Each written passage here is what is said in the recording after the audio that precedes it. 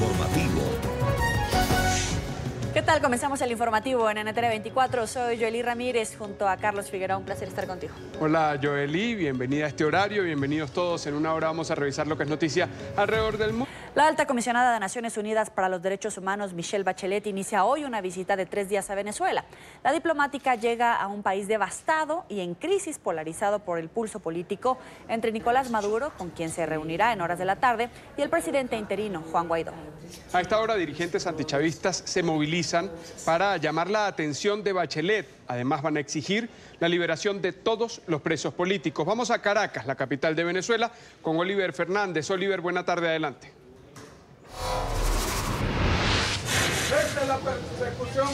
Hola, buenas tardes, gracias por este contacto. A esta hora nos encontramos en la sede del Consulado de Chile, acá en Caracas, donde a propósito de la visita de la alta comisionada para los derechos humanos, Michelle Bachelet, los representantes del Partido Acción Democrática han venido a pedir la excarcelación del primer vicepresidente del Parlamento venezolano, Edgar Zambrano. Negal Morales ha dicho que sería un triunfo que se abrieran las cárceles en las que se encuentran todos los presos políticos venezolanos. Veamos.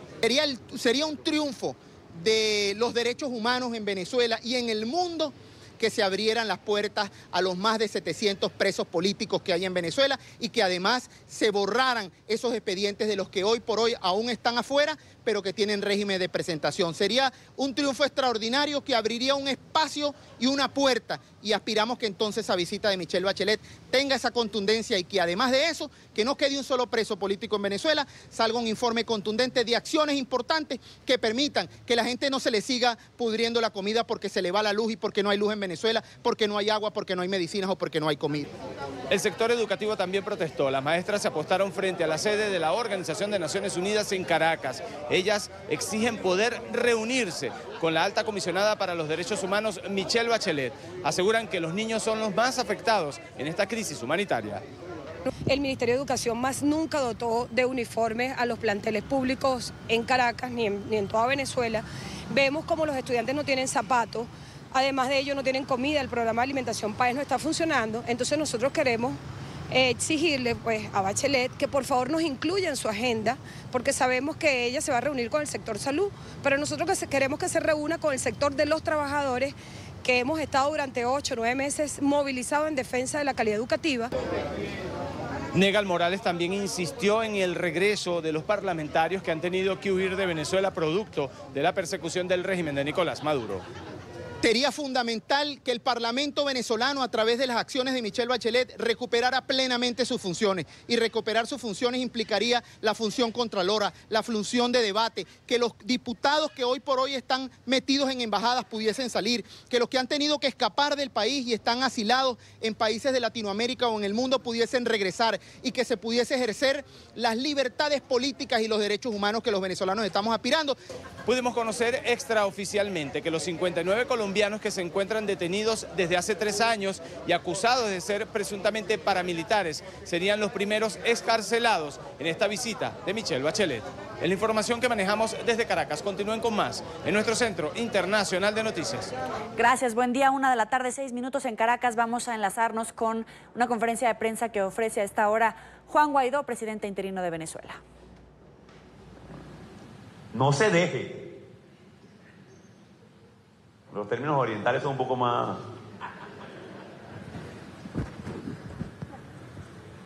No se deje, ¿sí o no? ¿Ustedes creen que Venezuela se va a dejar por 7 ladrones? ¿Ustedes creen que los productores se van a dejar por 7 enchufados? Por un dictador. Venezuela no se deja. Venezuela no se va a dejar. Venezuela sigue adelante. Venezuela se levanta. Venezuela se levanta con fuerza. Venezuela siembra porque va a cosechar. Venezuela va a reconstruir su país. Que lo tenga muy claro.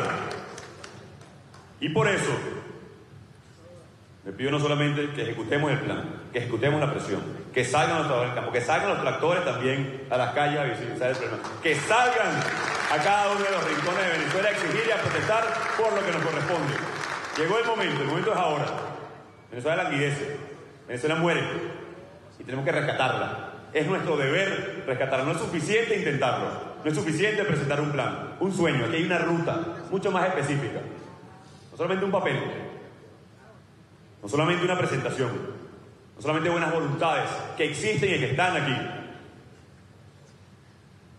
Hay una estrategia, hay unos pasos y los vamos a implementar con responsabilidad. Y esa es la invitación el día de hoy a toda Venezuela. Vamos a reconstruir el país. Hoy tenemos una crisis humanitaria sin precedentes. Sin precedentes. Estamos al borde de la catástrofe humanitaria. Ya en muchos estados viven en catástrofe. Por cierto, hablando del término que utiliza la ONU específicamente. ¿Ustedes creen que 2 semanas sin gasolina es algo normal? Que se pierdan cosechas enteras. Y estamos al borde de perder, hablando del tema combustible, es distinto a que no haya el buque de gasolina o, bueno, que ahora hay que importar. ¿Cuándo en la historia de Venezuela tuvo que importar, sino refinar?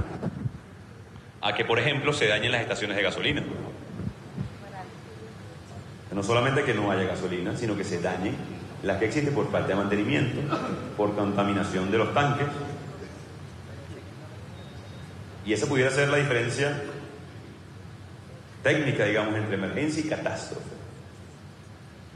El momento es ahora. El momento para Venezuela es este. El momento de inflexión, de decisión de cada uno de los venezolanos es este.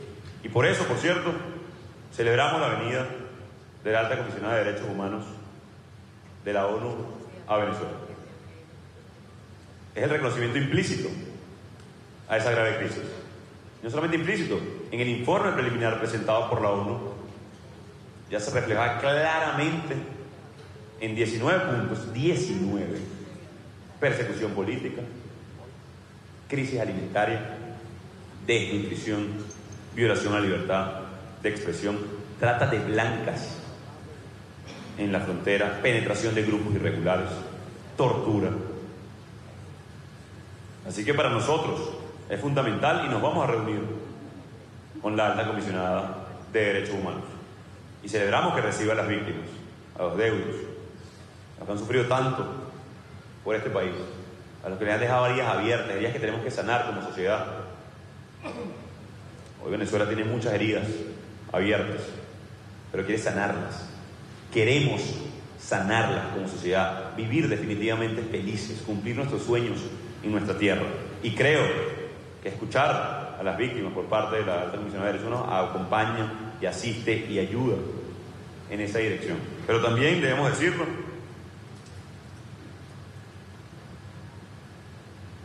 el diagnóstico está muy claro en Venezuela. No digamos que está sobrediagnosticado, pero está muy claro. Claro, eso también a veces es distinto verlo, leerlo, que padecerlo. Porque ya no es vivirlo, es padecerlo. Así que no tenemos duda que va a ser muy positivo para Venezuela, a pesar de como quiera venderlo el régimen. El régimen siempre va a querer manipular, por eso es una dictadura. Por eso nos enfrentamos a una dictadura. Pero no nos debe dejar de confundir. ¿O ustedes creen que mejoraría el informe luego de una visita? Por el contrario, se va a evidenciar mucho más. Ahora, lo que también debemos decir responsablemente es que hoy Venezuela no está en época de diagnóstico, de caracterización de a qué nos enfrentamos, sino de soluciones. De soluciones urgentes a la grave crisis humanitaria, a la grave crisis política, social y económica que vive Venezuela. Así que nuestra expectativa es esa, aproximar soluciones. Y además ver esto en el compás de lo que ha sido la presión internacional. No solamente es la ONU, es la OEA, la semana que viene, es el Grupo de Contacto Internacional, es la iniciativa de mediación enorme, es el Grupo de Lima, es los Estados Unidos que ayer, y agradecemos aquí públicamente al almirante Fowler, jefe de Comando Sur, al vicepresidente. 1:12 en Caracas. El presidente interino Juan Guaidó ha celebrado la llegada de la Alta Comisionada para los Derechos Humanos de la ONU, Michelle Bachelet, que arribará esta tarde a las 6 en punto. Asegura que el informe de la ONU ya reconoce la crisis que vive en este momento el territorio venezolano, y Juan Guaidó acaba de decir que se va a reunir con Michelle Bachelet y que espera que ella reciba a las víctimas. Ir a las calles de toda Venezuela a visibilizar los males que tiene nuestro país. Pero no solamente a visibilizar, sino a buscar y exigir soluciones en Venezuela. Avanzamos. Detractores del régimen de Nicolás Maduro, familiares de presos políticos y organizaciones civiles exigen una reunión con Michelle Bachelet, entre ellos los 59 colombianos detenidos en Venezuela desde el año 2016. Ellos pidieron a la alta comisionada de los derechos humanos que intervenga en su caso. Los colombianos acusados de terrorismo por el madurismo han solicitado que Michelle Bachelet exija su liberación, ya que no han sido presentadas pruebas del supuesto delito. Las familias aseguran que se trata de un caso de xenofobia. Ya que son ya casi 3 años de esta absurda detención, la cual está padeciendo nuestra familia. El nombre no solo de nosotros, sino de nuestra familia. Le pedimos que por favor nos ayude en nuestro caso.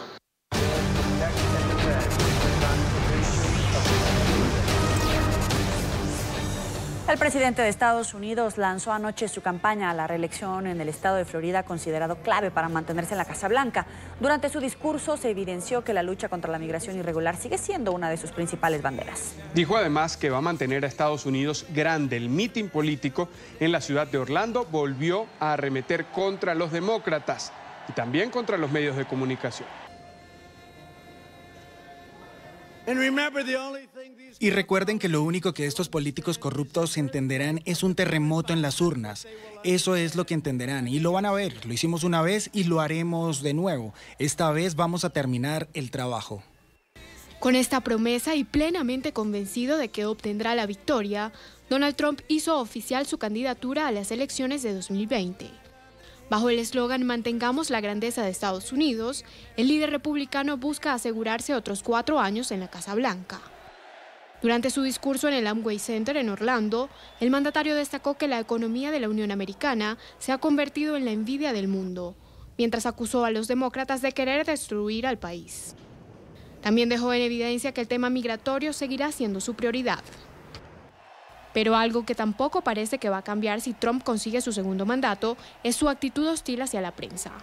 Nuevamente el presidente arremetió contra los medios de comunicación.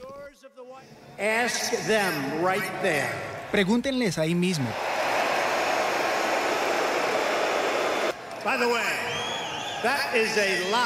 Por cierto, hay un montón de noticias falsas ahí atrás. Eso es mucho, es bastante. Trump estuvo acompañado de más de 20.000 seguidores, quienes lo consideran un líder cautivador. Sus discursos son los mejores discursos que los de cualquier otro político. Bueno, él no es en realidad un político, él es realmente cautivador. Pero no todo fue celebración.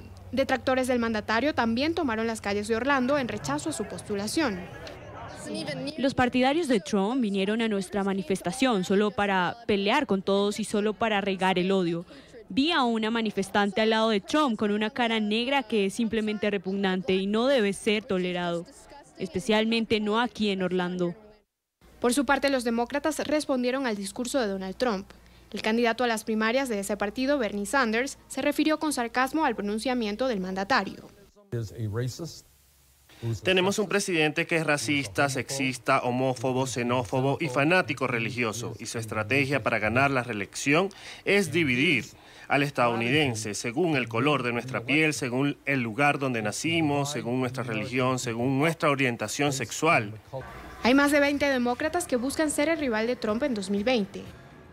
Y tras presentar su candidatura anoche en la Florida, se conocen los resultados de una encuesta de favoritismo del presidente Donald Trump entre los hispanos de ese estado. El informe es de la firma Mason-Dixon y se realizó entre el 6 y el 11 de junio. El reporte lo tiene Paola Serna en Miami. Paola, ¿qué dice este sondeo? Adelante.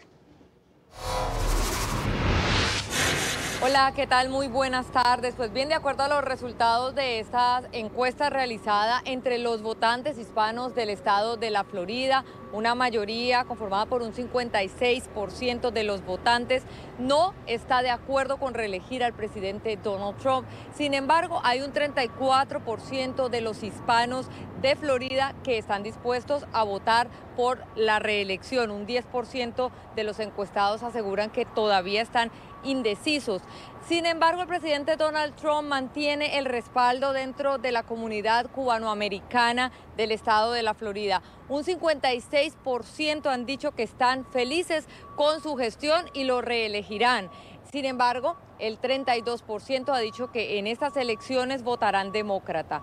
Es un resultado muy similar a lo que fueron las encuestas o los resultados de las elecciones pasadas del 2016.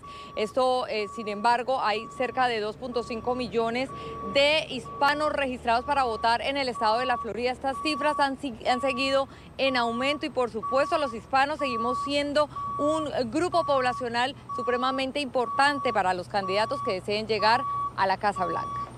Porque ha levantado este país. Este país es de los americanos, no es de otra gente, es de los americanos. Yo votaría, pero por Trump, no, hay mucha gente que lo quiere, yo respeto, pero yo no votaría nunca por él. Y hay un punto también interesante dentro de esta encuesta y tiene que ver con el grupo de los registrados como independientes, es decir, aquellos votantes que no son ni demócratas ni republicanos, y es que hay un empate técnico, un 39% aseguran que votarán por la reelección del presidente Donald Trump y un 39% aseguran que votarán por otro candidato, mientras hay un 22% dentro de este grupo de los independientes que se encuentran indecisos. De acuerdo al análisis del profesor Eduardo Gamarra, este grupo de independientes es un grupo que se mantiene creciendo y es determinante y muy importante para las próximas elecciones. Entre cubanos, ¿no? Obviamente el Partido Republicano siempre ha sido mayoritario. En este caso en la encuesta con más del 50% que aprueba de la reelección del presidente Trump. Eso es más o menos predecible por dónde estaba, por dónde ha estado. El tema interesante es de esos dos grupos en la Florida, ¿cuál vota más? ¿No? Y cuál es más consistente en el voto, y ahí es donde los cubanoamericanos siempre han sido los que votan, los que salen a votar, los que se organizan, y se organizan más en torno al Partido Republicano. Las prioridades de los hispanos registrados para votar en el estado de la Florida son diversas. Para algunos grupos, como por ejemplo el grupo de los puertorriqueños que han venido en los últimos años después de los huracanes a radicarse en el estado de la Florida, los temas que tienen que ver con recursos para educación, recursos para vivienda y salud están en un primer plano. Hay otros grupos que el tema político, como por ejemplo los cubanos y los venezolanos, es fundamental para decidir por quién votarán para las próximas elecciones. Lo cierto es que los candidatos de ambos partidos tienen sus ojos puestos en el estado de la Florida, un estado que cuenta con 29 votos electorales de gran relevancia para aquel que quiera llegar a la Casa Blanca. Es la información desde Miami. Soy Paola Serna. Continúen con más desde nuestros estudios centrales. Buenas tardes. Gracias, Paola. Buena tarde para ti. Mientras tanto, Hope Hicks, exdirectora de comunicaciones de Donald Trump, se convirtió este miércoles en la primer miembro del círculo interno del presidente en testificar ante el Pleno del Congreso, que encabeza una investigación sobre la posible obstrucción a la justicia por parte del mandatario. Hicks fue una de las colaboradoras más cercanas de Trump antes y durante su primer año en la Casa Blanca. Los demócratas quieren que aclare una reunión en junio de 2016, en plena campaña presidencial, entre un hijo del entonces candidato republicano con funcionarios rusos.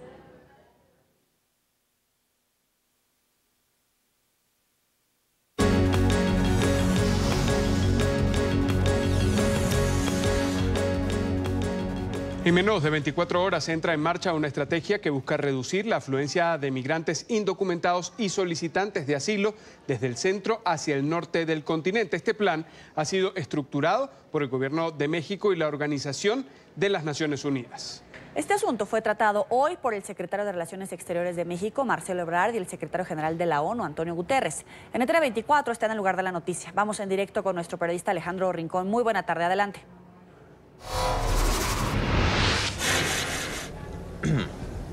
Hola, buenas tardes. El Gobierno de México lidera las principales estrategias a nivel regional que buscan reducir o neutralizar la alta afluencia de inmigrantes indocumentados y solicitantes de asilo que huyen desde América Central y buscan llegar a los Estados Unidos. En las últimas horas inició ya la implementación de una estrategia acordada entre la administración de Andrés Manuel López Obrador y la de Donald Trump, a través de la cual se esperan desplegar hasta 6.500 efectivos objetivos de un nuevo cuerpo policial conocido como Guardia Nacional, que busca ser una entidad que neutralice o contenga la afluencia de estos inmigrantes por territorio mexicano.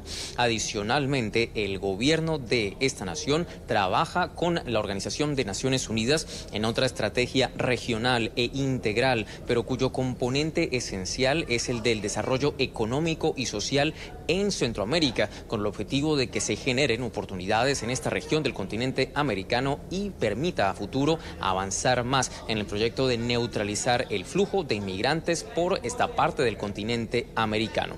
Fue justo por este último propósito que tuvo lugar ya un encuentro entre el secretario de Relaciones Exteriores de México y el jefe de Naciones Unidas aquí en la sede general del organismo internacional. Al término de ese encuentro, el propio jefe de la diplomacia mexicana entregó las siguientes declaraciones sobre lo que se prevé anunciar en las próximas horas.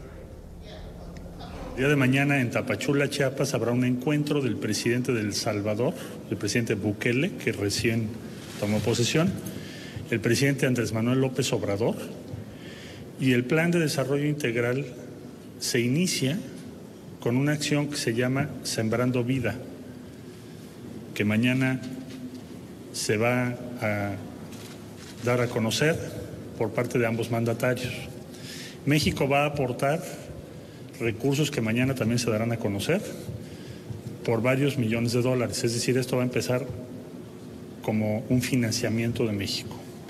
Participan más de 14 agencias de Naciones Unidas y por esa razón es importante tener al más alto nivel de Naciones Unidas la información de su aplicación y también la presencia de muy diversas maneras de la Secretaría General y los órganos de gobierno de Naciones Unidas, porque son todas estas agencias las que van a participar.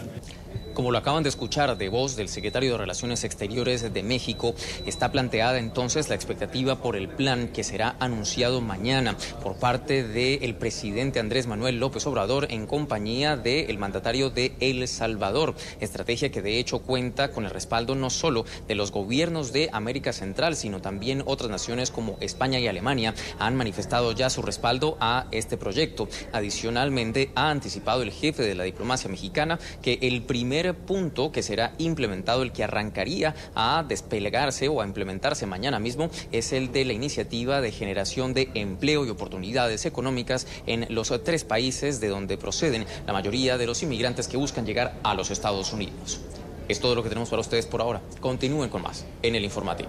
Gracias, Alejandro. Y entre tanto, migrantes centroamericanos aseguran estar preocupados por el despliegue de la Guardia Nacional de México en la frontera con Guatemala.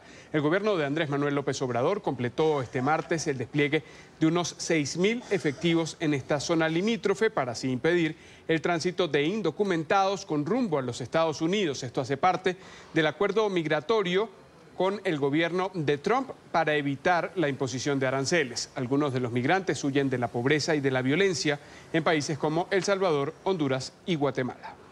Nos tienen atemorizados porque andan en todas partes, nos piden documentos, muchas veces ha llegado casos que hasta nos han roto los documentos y eso es el miedo de nosotros. Porque no tenemos en sí alguien que nos esté resguardando, sino más bien alguien que nos esté persiguiendo. Venimos de nuestro país con el miedo de que la misma policía también hace lo mismo y nos venimos a encontrar con lo mismo aquí también.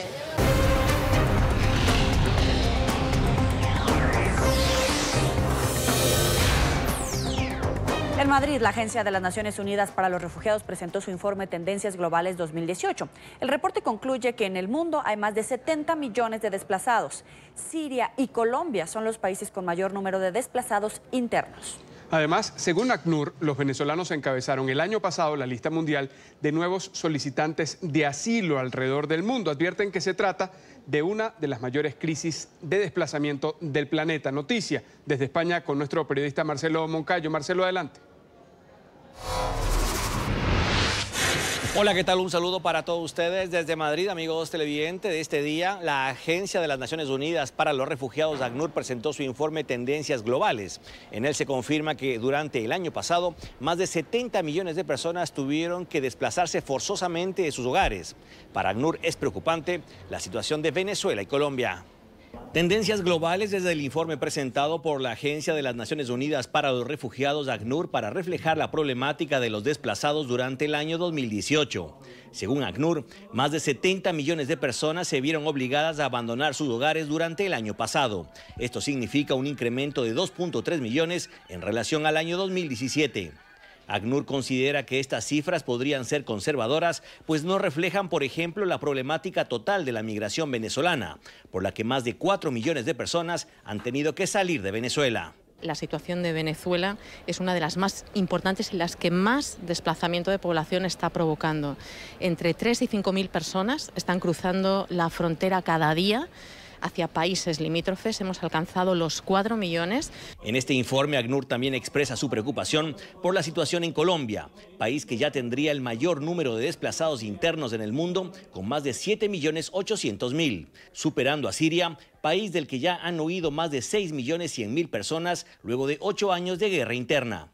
Según ACNUR, solo en el año 2018 más de 118.000 colombianos abandonaron sus hogares huyendo del conflicto interno que ha continuado pese a que las FARC dejó las armas en el año 2017. Para ACNUR es importante que los países compartan la responsabilidad de la acogida de los desplazados. No nos podemos permitir, porque sabemos que no es justo, no es viable, no es sostenible y tampoco es seguro, que un grupo muy pequeño de países, la mayoría en el sur global y no precisamente los más ricos, se hagan cargo de lo que es una responsabilidad de todos. Es una responsabilidad colectiva de proteger a los refugiados del mundo.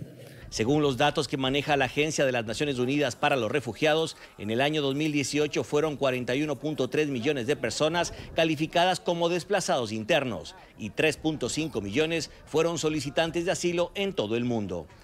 Televidentes de NTN 24, y según este mismo informe de ACNUR, el año pasado 1 de cada 2 refugiados era un niño o niña. La Fiscalía de Colombia ya investiga las supuestas irregularidades administrativas cometidas por los delegados de Juan Guaidó.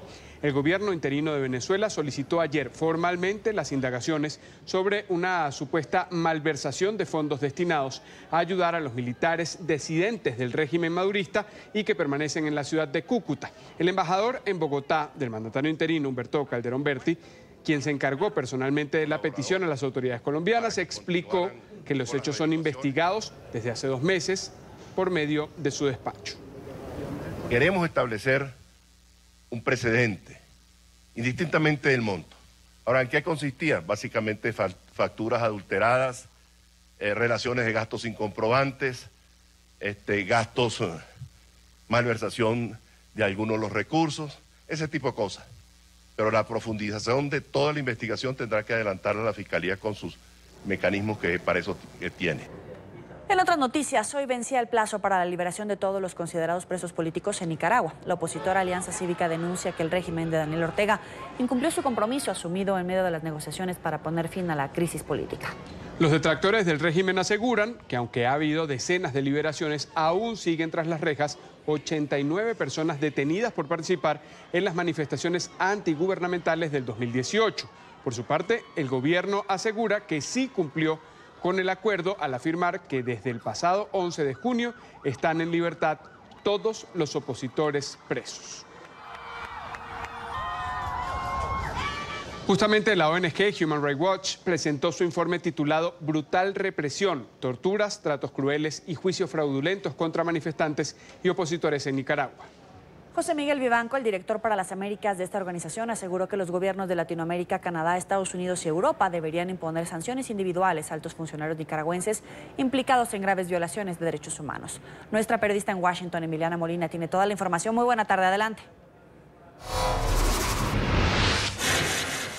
Hola, ¿qué tal? Muy buenas tardes. Pues así es, José Miguel Vivanco, director de Human Rights Watch para las Américas, continúa abogando por sanciones, especialmente sanciones individuales al gobierno de Daniel Ortega y la vicepresidenta Rosario Murillo, pues asegura que este es el único lenguaje que el gobierno de Ortega entiende y que la comunidad internacional se puede olvidar de cualquier tipo de mejoría o de alivio a la represión si se olvidan de aplicar sanciones de parte de la comunidad internacional.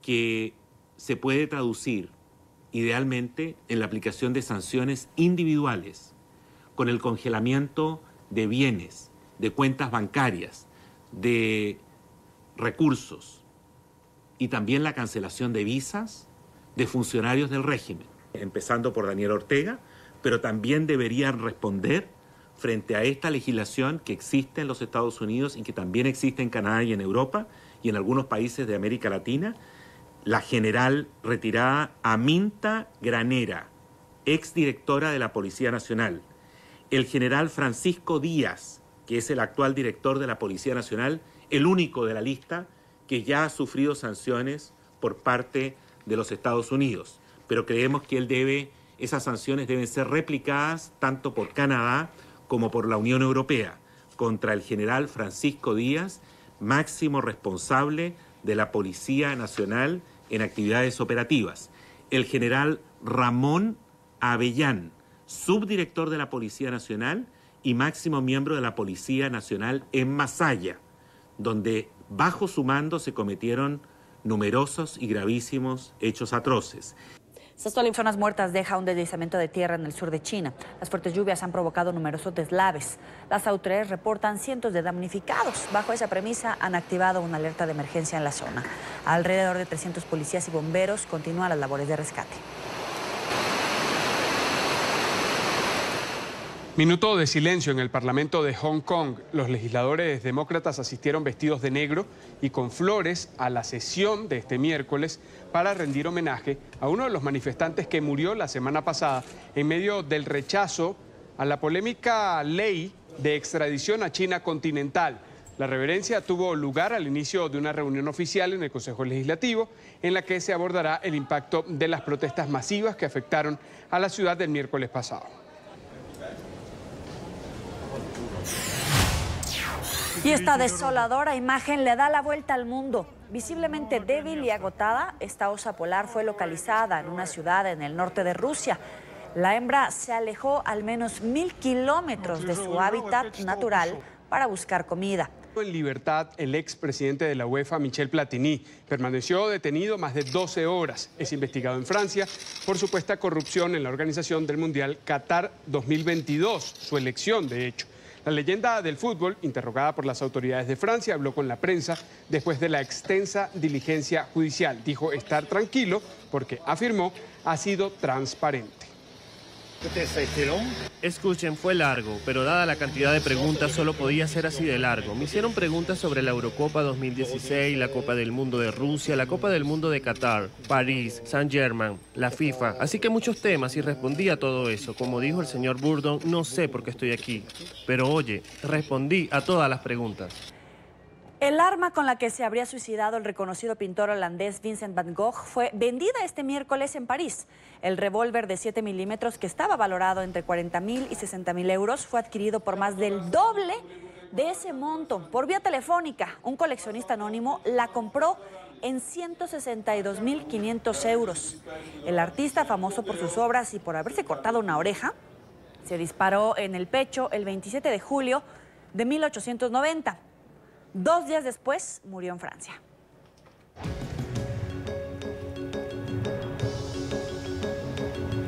Yo qué, ahorrando, pero no me alcanza. No hay para tanto. Ni para la mugrita. Así finalizamos este informativo en NTN24, el canal de las Américas. Los invitamos a que sigan informados en Twitter, @NTN24, y recuerden consultar todas las noticias en ntn24.com. ¡Feliz tarde!